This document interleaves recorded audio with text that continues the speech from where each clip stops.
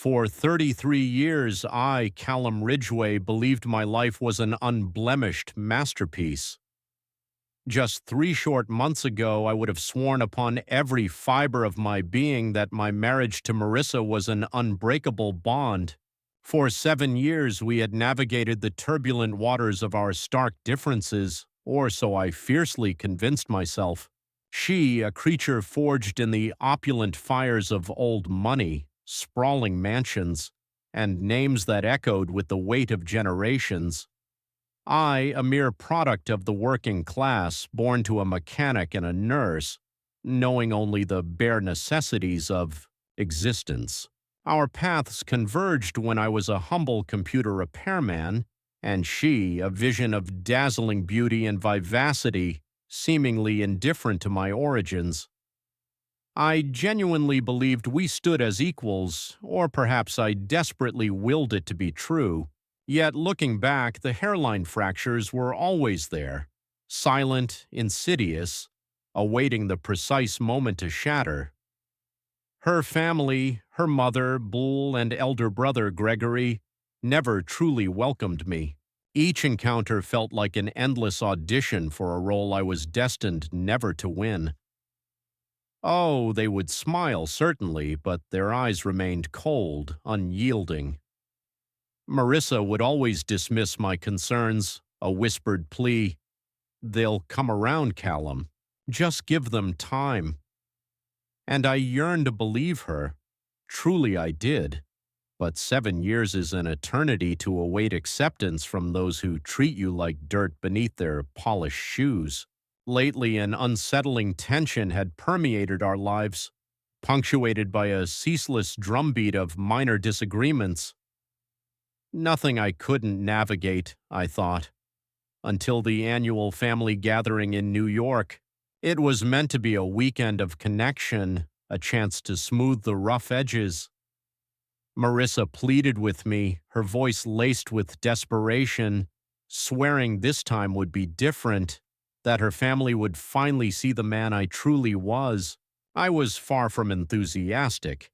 To be brutally honest, I would have rather spent the weekend salvaging a dozen broken laptops than face her relatives again.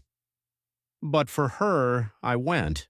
The estate itself was a colossal colonial sentinel, perched precariously on a cliff, its steep staircases and cold echoing rooms beautiful, yes, but with a grandeur that made you feel utterly insignificant, as if belonging were a birthright, not a privilege. From the moment we arrived, I felt the crushing weight of their scrutiny. Bowl offered a handshake so fleeting, so insubstantial, I barely registered it. Gregory, her brother, merely smirked, as if privy to some dark secret I was yet to discover. The entire weekend stretched before me like an insurmountable trial, one for which I was utterly unprepared, and I was not mistaken. Every conversation was a treacherous minefield. I'd utter something innocuous, a simple observation about the pleasant weather, only for Blal to interject, correcting me, declaring it unseasonably warm for the time of year, as if my ignorance was a grave insult to the family lineage. Gregory would interject his barbed comments about my profession, questioning if I'd ever considered upward mobility. I'd deflect, attempt to maintain the fragile peace, but a silent rage simmered within me. Marissa perpetually urged me to relax, insisting they meant no harm, but I saw the truth etched in her eyes. She knew they did. By the second day, I was counting the agonizing hours until our escape. I kept my head down, maintained a veneer of politeness, but it was like trying to grasp water. It simply slipped through my fingers. Dinner that night was the precipice. We gathered around that impossibly long, gleaming table, candlelight dancing, silver clinking, and for a fleeting moment I dared to hope I might survive the evening without further confrontation. Marissa squeezed my hand beneath the table, a silent plea, as if she were cheering me on, and for a fleeting second I felt a flicker of warmth. But then Gregory, true to form, began his insidious assault again, this time louder, bolder, with Blal joining in, dissecting everything from my posture to the shirt I had dared to choose. I felt the room constrict, all those eyes fixed upon me, awaiting my inevitable stumble. I don't know why I ever believed it would be different. Perhaps I was simply weary of pretending I wasn't wounded. Perhaps I craved to prove something to them, to Marissa, to myself. Whatever it was, it laid the groundwork for the cataclysm that followed. And by the close of that weekend, I was no longer the man who had walked through those imposing doors. That gathering was not merely a family reunion. It was the genesis of a storm I had failed to perceive, a tempest that had been quietly brewing for years. I am Callum Ridgway, and I have never been adept at concealing my true feelings, especially not on that fateful night at the gathering. The New York family estate loomed like a stage set for a Gothic drama, massive, ancient, and bone-chillingly cold, overlooking treacherous cliffs with endless staircases ascending to chambers I was never meant to enter. Marissa had dragged me there, her voice a fragile promise that this time it would be different, that her family would finally relent in their relentless assault. I didn't believe her, not entirely, but I went anyway because I loved her, and because a flicker of hope stubbornly persisted that one day she might be right. The entire place reeked of inherited wealth and biting judgment, and from the instant our vehicle crunched on the gravel drive, I knew I was trapped. Gregory, her elder brother, awaited us at the grand entrance, his smirk a predatory curve, as if he had already triumphed in some cruel game I was unaware of. Blull, her mother, floated out in a cloud of expensive perfume, bestowing upon me a glance that declared I was tracking grime across her immaculate floors, even though my shoes were spotless. I attempted to dismiss it, told myself it was only for a couple of days. But each step I took within that house felt like sinking deeper into quicksand. Marissa incessantly whispered, "Just smile, Callum. They'll warm up." But her voice betrayed a desperation rather than conviction. Dinner was an agonizing gauntlet. We sat around that monstrous table, the kind you only see in photographs of royalty, adorned with flickering candles, gleaming crystal, and more forks than I knew what to do with. I had dressed meticulously, even donned a tie, though I despised them because I craved to blend in, or at least to avoid becoming an easy target. Exquisite dishes with names I couldn't pronounce were served, and I remained silent, nodding numbly as they conversed about people and places I had never encountered. Then Gregory began. "So, Callum," he drawled, leaning back in his chair as if he owned the very air. "Still tinkering with those computers? Must be nice to have such a simple life." His tone was a razor's edge, and a few of her cousins snickered. I forced out a strained chuckle, muttered something about enjoying my work, but he pressed on. "Never thought about something a little more ambitious?" he queried. And I felt Blal's scrutinizing gaze upon me, waiting for me to falter in my response. I mumbled something about being content where I was, and Marissa squeezed my knee under the table, as if this meager gesture could somehow alleviate the crushing weight. It didn't. The room continued its cacophony of their chatter, and I felt like a specter, merely present, never truly a part of it. Then the foolish notion seized me to propose a toast. I don't know why. Perhaps I imagined it would somehow demonstrate to them that I was no outsider, that I belonged at that table with my wife. I stood, cleared my throat, and began to speak of gratitude, of how fortunate I felt to be a part of their family. I kept it brief, simple, unadorned, but halfway through her cousin began to laugh. Not a loud, boisterous guffaw, but a quiet, malicious chuckle that rippled outwards like a stone dropped in still water. My face burned, and I ceased looking at all those faces. Some surprised, some bored, not a single one on my side. I raised my voice, not shouting, but speaking with unwavering conviction. I'm serious. I mean it. The laughter died, leaving an oppressive silence in the room. I dared to hope, perhaps I had finally pierced their aristocratic armor, that they had heard me just this once. But then Blale slowly, deliberately, as if preparing to deliver a damning verdict, declared, "We do not tolerate tantrums at this table, Callum." Her voice was a frigid blade. Tantrums. As if I were a petulant child, not a man desperately attempting to utter something genuine. I glanced at Marissa, desperate for her to speak, anything to stand by me. But she remained silent, her gaze fixed on her wine glass, swirling its contents as if all the answers resided within its depths.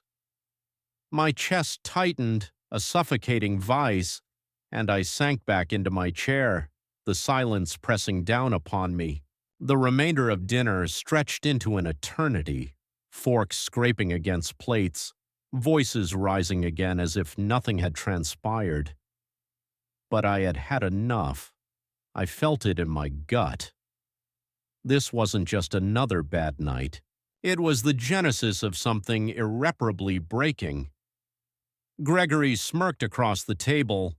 Bull sipped her drink with an air of detached superiority, and Marissa avoided my gaze. I had attempted to build bridges with that foolish toast, and they had burned them to ashes before I could even finish. I spoke not another word, nodding when absolutely necessary, but within me a furious inferno raged, not a loud, wild blaze, but a steady, escalating heat I could not extinguish. I had spent years enduring their barbs, swallowing my pride, telling myself it was all worth it for her. But sitting there, witnessing her choose her wine over me, I began to question how much more I could possibly endure. The evening concluded with strained goodbyes and counterfeit smiles, and I followed Marissa to our room, the oppressive weight of the moment still suffocating us both. I didn't know it then, but that extinguished toast was the first crack in the wall I had so painstakingly maintained for so long.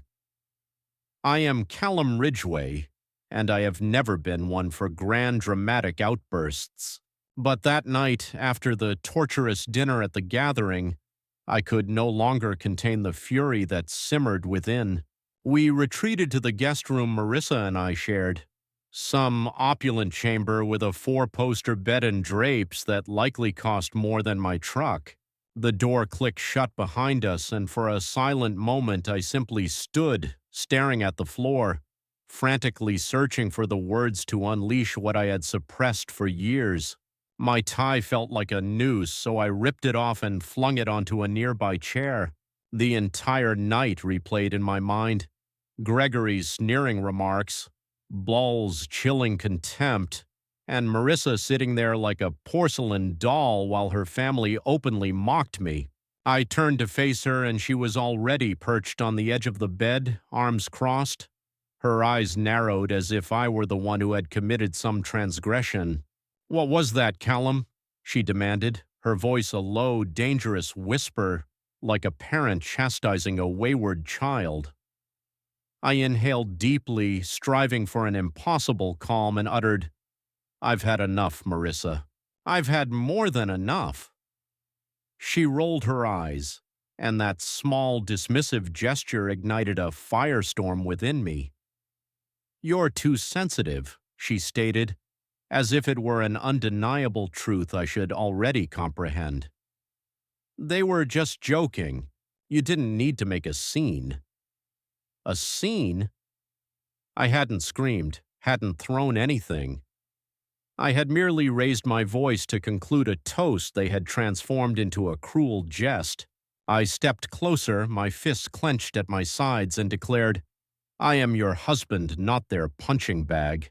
I have endured their garbage for years, and not once, not a single time have you ever stood up for me."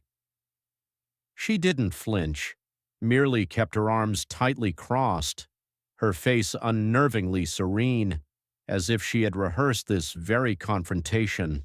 "You don't understand," she countered. "That's just how they are. You just have to deal with it." Deal with it? 7 years of cutting remarks, manufactured smiles, and tests I was destined to fail, and she expected me to simply continue swallowing it. My voice remained low, but it trembled with the force of my suppressed rage. "I don't have to deal with it. You should have been on my side. Instead, you allowed them to treat me like a piece of refuse." She sighed, a long, exaggerated exhalation, as if I were an unbearable burden. "You're overreacting," she pronounced. And in her tone I heard her mother's condescending cadence. That was when I snapped.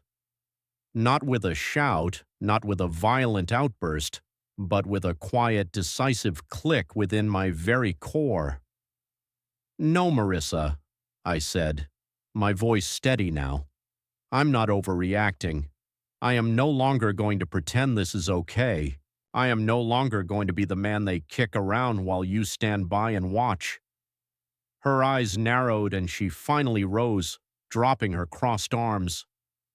"You have two choices, Callum," she declared, her voice firm. "Apologize or leave." I froze. The room fell into such a profound silence that I could hear the wind rattling against the ancient windows. Apologize? For what? For daring to speak a truth, for wanting my wife to care. I stared at her, waiting for her to recant, to soften, to show me she didn't truly mean it. But she merely stood there, chin defiantly raised, as if she had drawn an unreachable line and dared me to cross it. I had spent years fighting for us, proving myself to her family, begging her to see me as something more than the man they didn't want her to marry. And now she was delivering an ultimatum, as if I were the one who had failed. A deep, agonizing ache knotted at my chest. Yet my mind was clearer than it had ever been. I did not scream back. I did not plead with her to reconsider. I simply looked at her, truly looked, and saw the woman who had once again chosen them over me. "Fine," I stated, my voice strangely level, though I felt as if I were splintering from within. She blinked as if she hadn't anticipated such an immediate surrender, but I gave her no time to respond. I turned, grabbed my duffel bag from the closet, and began to pack. Not everything, just what I needed. A few shirts, my jeans, my toothbrush. She watched me in utter silence, her gaze a palpable weight on my back, but she uttered not a single word, no wait, no let's talk, nothing. I zipped the bag, slung it over my shoulder, and walked towards the door. My hand was on the cold doorknob when she finally spoke. "Are you really doing this?" she asked, a faint tremor in her voice. But it was not enough to stop me. I did not turn back. "Yes," I said. "I am." And then I walked out. The corridor was shrouded in oppressive darkness. The house eerily silent save for a faint hum of voices downstairs. I descended those ridiculous creaking stairs swiftly, past the oil portraits of her ancestors, their painted eyes following me as if they knew I didn't belong. My truck, a beacon of escape, was parked outside, and I flung my bag into the bed, climbed inside, and twisted the key in the ignition. The headlights sliced through the inky blackness of the night, and with a surge of the accelerator, I sped away from the estate, its imposing silhouette shrinking in my rearview mirror. I had no destination in mind, not yet, but I knew with an absolute certainty that I would not remain. My hands gripped the steering wheel with fierce resolve, my heart pounding a frantic rhythm, but I no longer felt trapped. For so long I had tried to contort myself into her world, to change who I was, to make it work. And in that precise moment I realized I didn't have to. She had given me a choice: apologize or leave, and I had chosen the path she never expected. The road stretched endlessly before me, desolate and black, and for the first time in years, I felt as though I could finally breathe. I am Callum Ridgway, and I did not look back after I abandoned that colossal, frigid house on the cliff. The engine of the truck roared beneath me as I hurtled away from the gathering, from Marissa and her family, from 7 agonizing years of attempting to embody a man I was not. My hand still gripped the steering wheel with white-knuckled intensity. My duffel bag bounced in the back seat, and my mind was a swirling vortex of thoughts. But I did not feel lost, not yet. I simply knew I couldn't return home. Not to our shared apartment, not to a life that felt like a cage bearing her name. I drove through the entirety of the night, the road a desolate ribbon of asphalt, passing small towns whose lights flickered out one by one like dying embers. My phone remained off, a dead weight in my pocket. I craved no sound of her voice, no taunts from Gregory, no chilling pronouncements from Blull. I refused to see the messages I knew would inevitably barrage me. After perhaps 2 hours, a sign for a tiny airport materialized, one of those forgotten regional strips you'd miss if you weren't actively searching. It was nothing grand, barely more than a runway and a low-brick building, yet something in its unassuming presence drew me in. I pulled the truck into the deserted lot, grabbed my bag, and entered. The place was semi-deserted, a bored-looking attendant behind the counter and a pair of vending machines humming softly in a forgotten corner.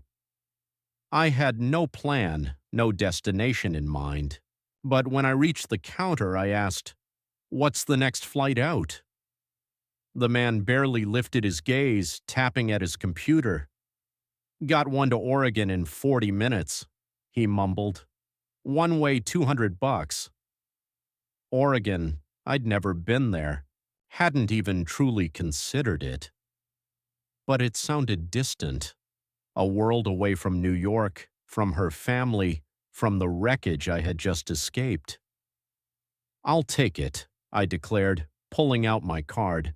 He shrugged, printed the ticket, and slid it across the counter as if it held no significance. For me, it was everything.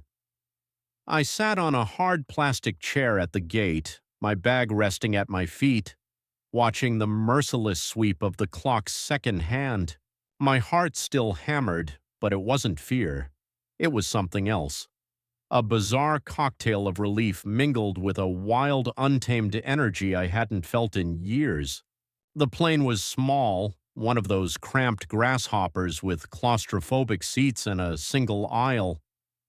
But I didn't care.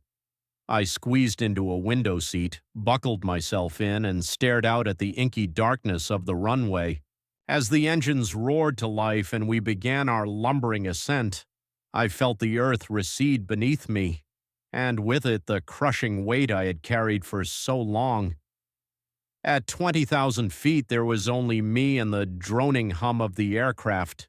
No voices telling me what to do, no eyes judging me for who I was not. I kept my phone stubbornly off throughout the entire flight, refusing to even glance at it when we touched down.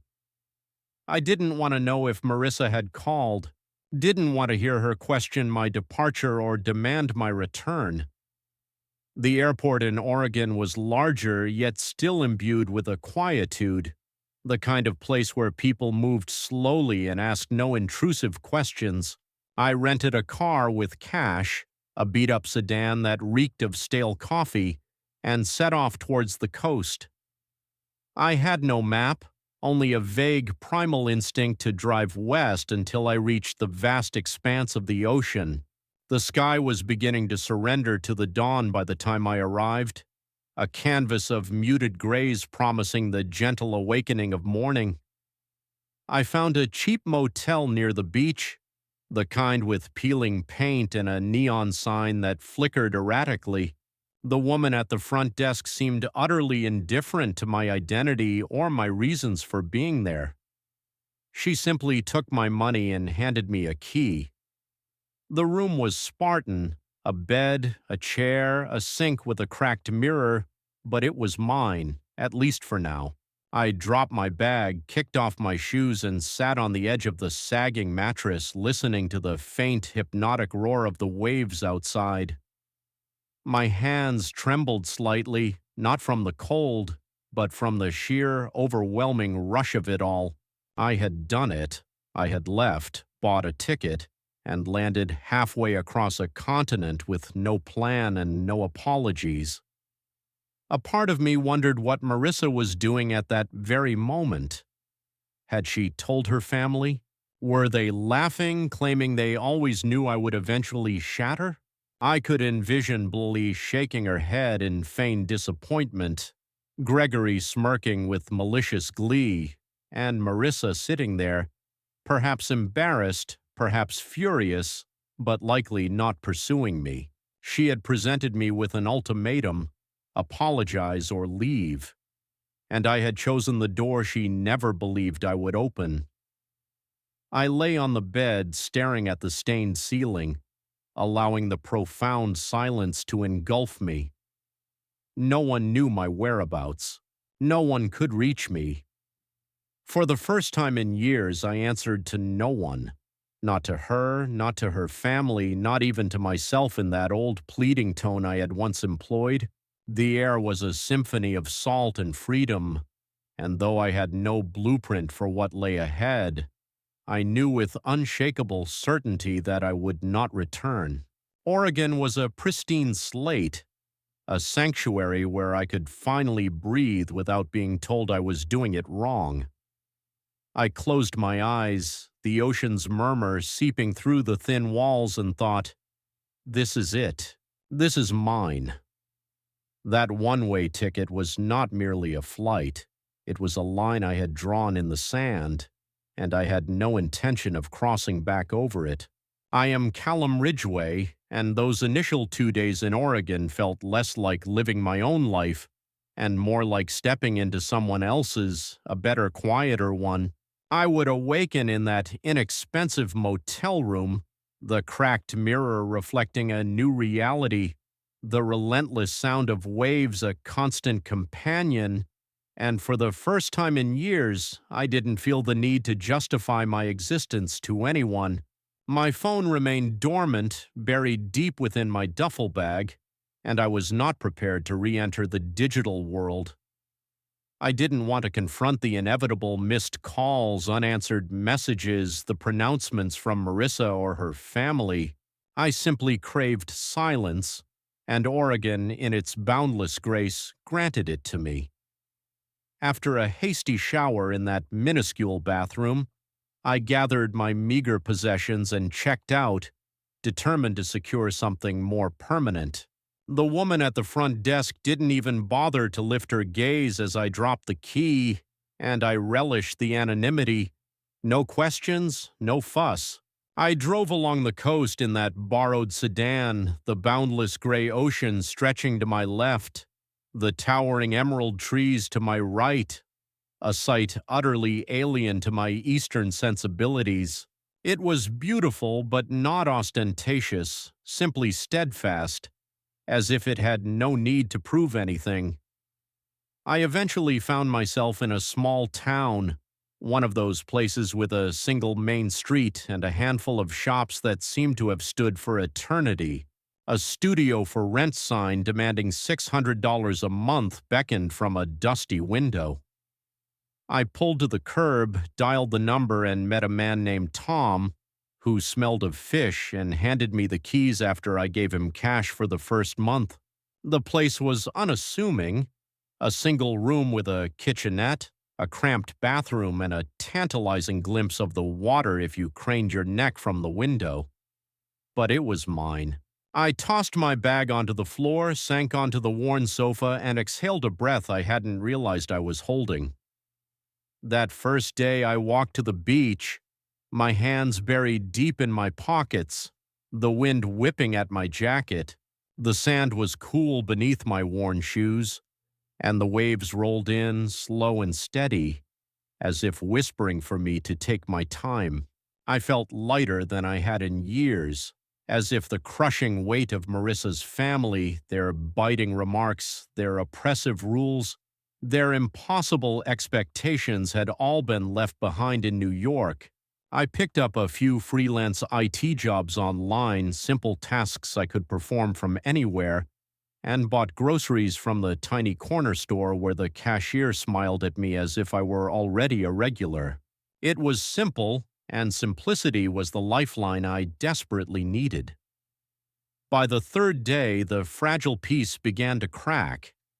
I had kept my phone off, but curiosity, or perhaps foolishness, finally won out, and I powered it on. The screen exploded with notifications, one after another, like a gathering storm. Marissa had called 10 times, leaving voicemails I didn't listen to. Gregory had sent a text, "You're a real piece of work," just running off like that. A message from below, something about me shaming the family and abandoning my responsibilities. I scrolled through it all, my stomach clenching, but I refused to let it penetrate too deeply. I had heard it all before, their wrath, their accusations, and I was not going to carry it any longer. Whispers of concern from my sister Ellie mingled with Dorian's simple check-ins, messages I filed away for later. Not now. A savage satisfaction surged through me as I purged the family group chats, those digital prisons Marissa had ensnared me in. Gone were the endless threads of her cousin's brunch plans, her mother's insidious etiquette reminders. My phone, once a conduit for their suffocating world, felt cleansed, as if I'd scraped away years of accumulated grime. Yet the calls persisted. Marissa, then Gregory, then a number I knew with a primal certainty belonged to Elle, using another's device. I let them ring, each vibration a futile cry against the wall I'd erected. I had no need for their panic, no desire to hear their fury. Whether they cursed my name or wept, the narrative was already etched. I was the villain, the failure, the one forever falling short. Let them cast me as they wished. Seated at the meager table in my studio, I opened my laptop. An email to Marissa, stark and brief, a mere handful of lines. "I am safe. I am not coming back. If you need to reach me, contact my attorney." An attorney I would swiftly procure. The send button clicked with a quiet finality. I closed the laptop, leaning back, eyes fixed on the ceiling. No pleas, no justifications, no crack for argument. This was it. The last declaration, perhaps forever. The phone vibrated again, a defiant tremor, but I silenced it, casting it aside. Outside, the sky bled. Rose and violet over the water, a canvas of burgeoning freedom. I stepped onto the small balcony, inhaling the briny air, the mournful cries of gulls, the distant thrum of a boat. This was my existence now. Quiet, untethered, liberated from their decrees. I knew not how long it would endure, nor what retaliations might ensue. But within those initial 48 hours, I had unearthed a treasure long lost: peace. The silence was not merely an absence of sound. It was the blessed void of their voices, their insatiable demands, their crushing judgment. It spoke volumes I could never articulate. I had departed, and there was no turning back. The relentless rhythm of the waves, steady and sure, washed over me, a tide of cleansing, erasing the past with each unwavering surge. I am Callum Ridgway. 2 months later, compelled by an invisible current, I returned to Oregon. Not to stay, not to salvage, but to reclaim what was unequivocally mine. My existence had been sparse in that small coastal studio, a freelance whisper in the briny air. But certain possessions, unlike the disposable furniture or the exorbitant trinkets Marissa could keep, could not be abandoned forever. My mother's worn books, the watch from my father's last days, faded photographs of Ellie and me as children, these were mine by law and by heart. They would not remain buried in her world. An inexpensive flight to New York, a rented car from the airport, and then a bleak Tuesday morning drive to the apartment. The entire journey was a spectral passage through memories I yearned to excise. The familiar roads, the urban hum, the crushing weight of a past creeping back. I had alerted no one, not Marissa, not her suffocating family, not even Ellie or Dorian. I craved the swiftness of a phantom, in and out before it could devolve into another agonizing confrontation. The apartment building loomed, an unchanged monument of sleek glass, a testament to her wealth, not mine. My key turned with effortless grace, the door swinging open to release that sterile, expensive scent I had always detested. The silence inside was absolute. Marissa's shoes were absent, her coat not hanging. A slow exhale, and I began, pulling empty boxes from the closet, starting in the bedroom. Books from the bedside, the watch from the drawer, a handful of clothes I didn't mind retrieving. It was profoundly surreal, this quiet invasion, without the constant murmur of her voice, without her gaze perpetually scrutinizing, anticipating my next misstep. Halfway through my quiet packing, the door swung open behind me. I froze, hands suspended over a photo frame, and turned. Marissa, no warning, no precursor. She stood there in that small, impossibly expensive coat her mother had given her, her dark hair pulled back, her face serene, yet her eyes were wide, as if my presence defied all logic. "Callum," she whispered, her voice soft, almost trembling. I nodded, feigning concentration on the box. "Just getting my things," I stated, deliberately avoiding her gaze. She stepped inside, closing the door, her posture uncertain. "Did you really mean it?" Her question was a desperate plea disguised as an inquiry. "Yes," I affirmed, nodding again. She advanced, her boots clicking softly on the hardwood, and I felt her familiar attempt to dissect me. "We can fix this," she declared, her voice laced with that practiced conviction, the one that always believed mere words could bend my will. I shook my head slowly, deliberately, continuing to pack. "No, we can't." A silence stretched between us, taut and fragile. I anticipated her departure, but she remained, watching me fold a shirt, her arms tightly crossed as if physically holding herself together. "You didn't even try," she accused, a sharp edge entering her voice, the anger I had awaited. I paused, meeting her gaze directly. "I tried for 7 years, Marissa. You didn't." Her mouth opened, then closed, a rare surrender to the undeniable. I returned to the box, folding photographs, the air between us heavy with unspoken accusations. "You never fought for me," I said, my voice level, though the truth was a raw wound. "You fought to keep me in line, to keep me quiet, to keep them happy, but you never fought for me." She flinched, almost imperceptibly, a flicker of something in her eyes, guilt, perhaps, or a nascent understanding, vanished as swiftly as it appeared. "That's not fair," she argued, but the words were weak, lacking conviction. I shrugged, sealing the box. Maybe not, but it's true. I picked up the second box, moving into the living room to gather old records, a favorite mug. She followed, a specter hovering, as if she wished to stop me but lacked the courage. "What am I supposed to tell them?" she asked, her voice tinged with a familiar desperation for their approval. I didn't lift my head. "Anything you want. I don't care." The sting was palpable. She fell silent, this time for longer.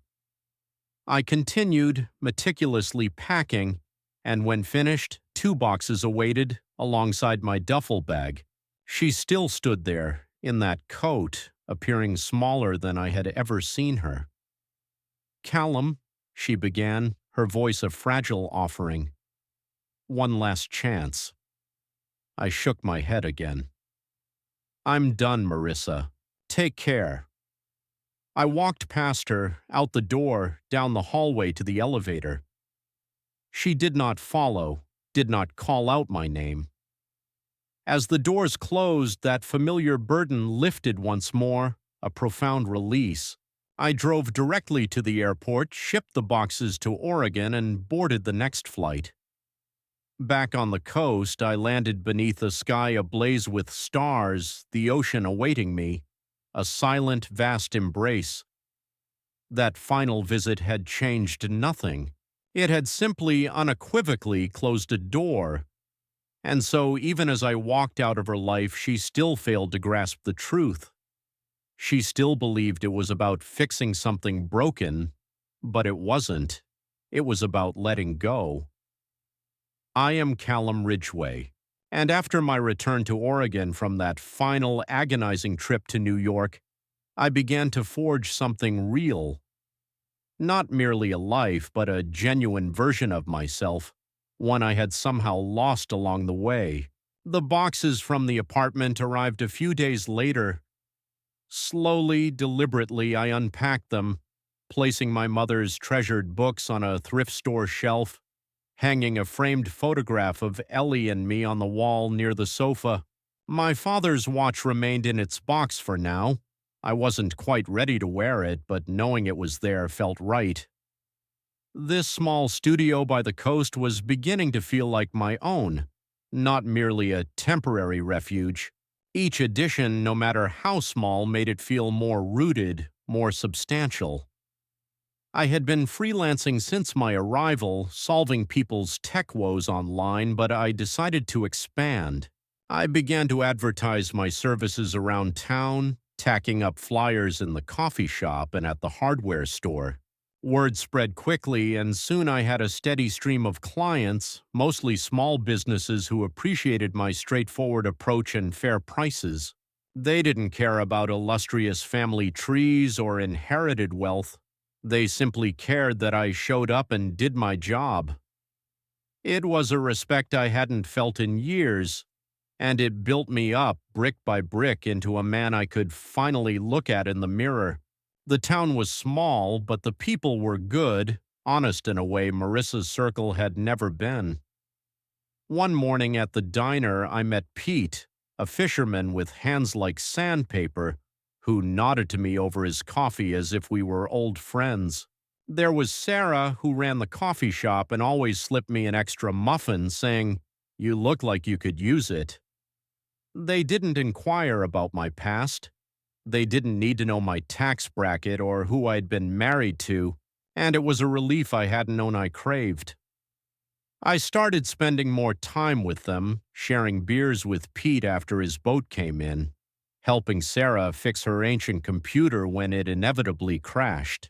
They became my people, not because I forced it, but because it happened organically, easily. I reconnected with Ellie, calling her one evening after I had settled in. She answered on the first ring, her voice bright and loud.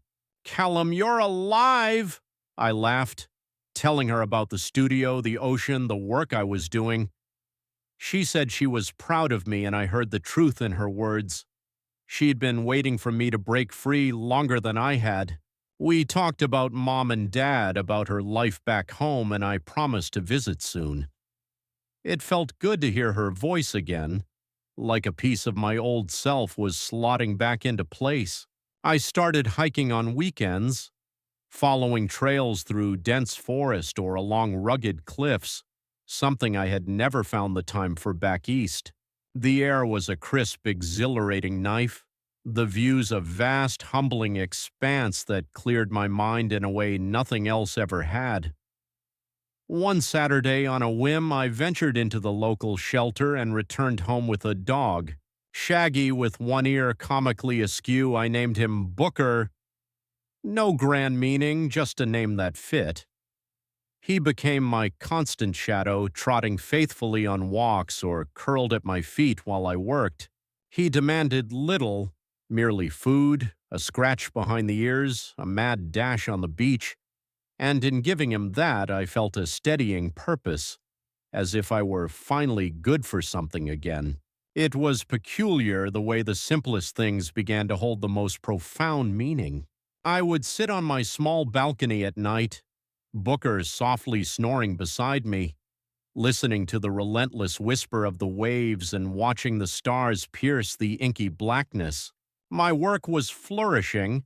I was now consulting full-time, building systems for local shops, troubleshooting networks, and people trusted me, relied on me, without needing to know my entire convoluted history.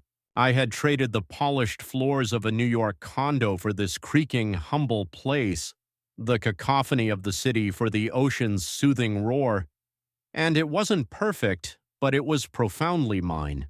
For so long I had existed in Marissa's shadow, bending myself to her family's unspoken rules, that I had forgotten what it felt like to stand unyieldingly tall. Here I didn't have to explain myself, didn't have to apologize for my origins or my perceived lack. Pete would clap me on the back and say, "Good to have you here, Cal." Sarah would offer a wry grin when I fixed her printer, and that was enough. Booker would nudge my hand with his wet nose, and I would laugh, scratching his ears, marveling at the simple ease with which he could be made happy. I had found peace.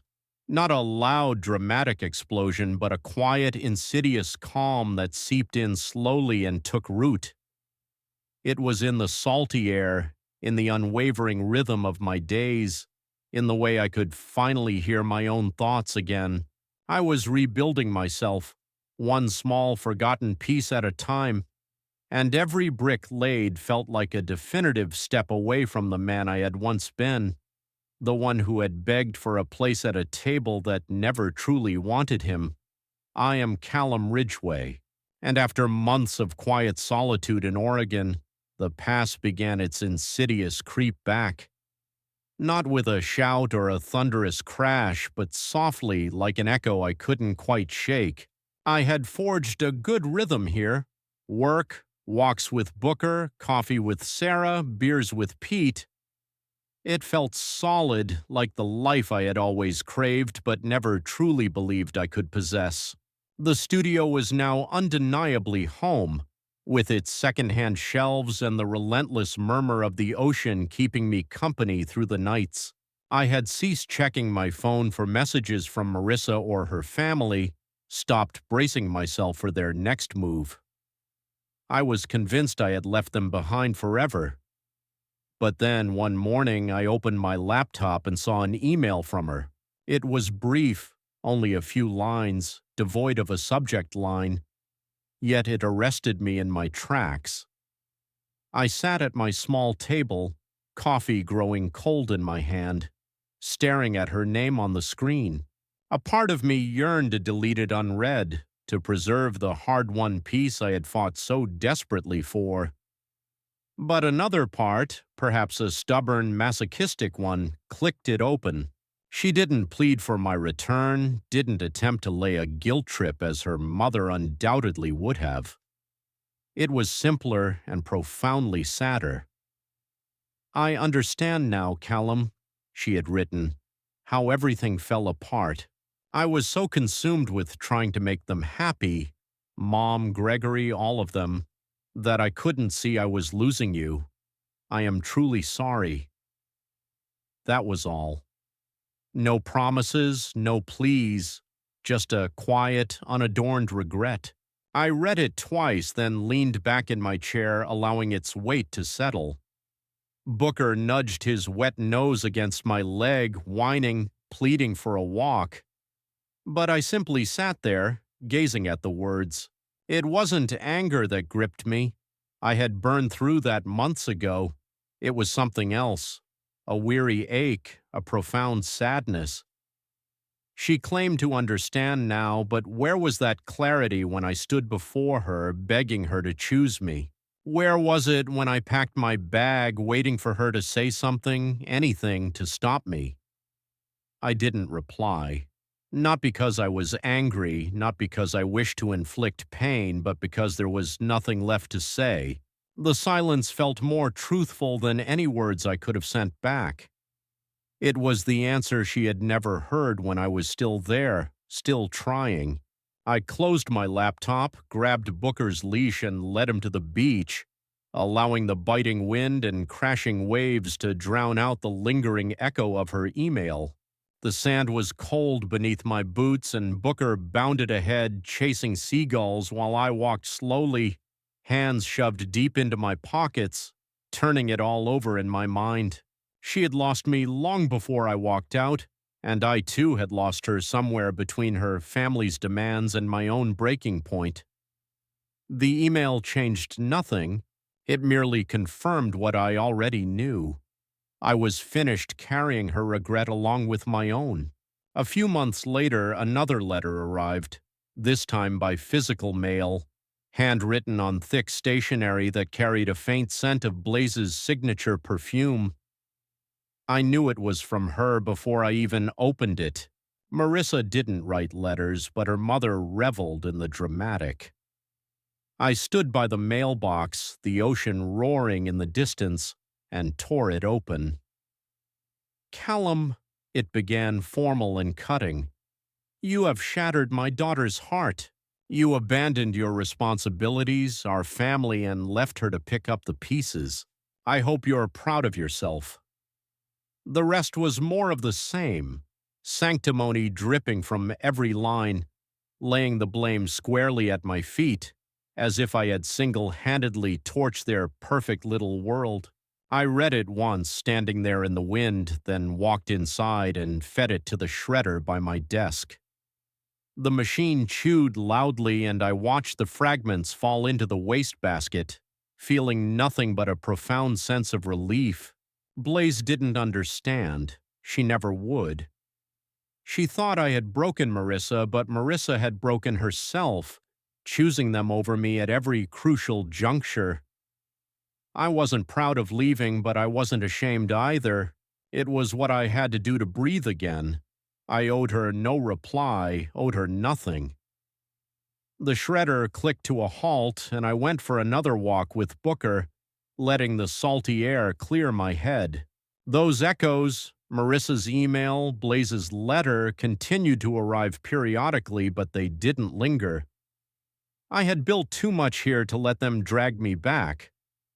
The work was steady, my clients relied on me, and I liked that weight, the way it grounded me. Pete and I started fishing on weekends, just a small boat and a few quiet hours on the water, and Sarah would tease me about my sunburn when I came into the shop.